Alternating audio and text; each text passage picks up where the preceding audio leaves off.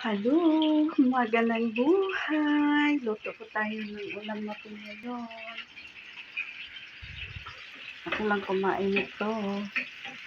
Luto tayo ng talong, ginisang talong. Isahin mo muna natin ito. Ayun, let's go. Naglagay na po ako ng pampalasa. Nilagyan ko ng isang buong Maggi at saka paminta.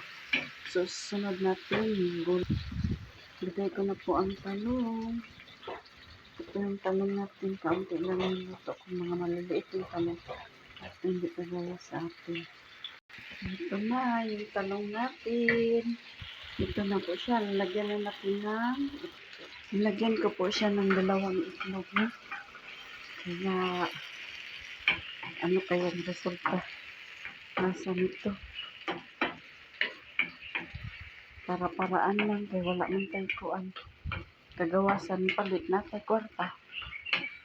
Kaya kagawasan palit. Kaya doon na po na ilahang kuan gulay diha at ilang itlog. So, thank you sa panonood. After 2 minutes, luto nito. Takpan natin.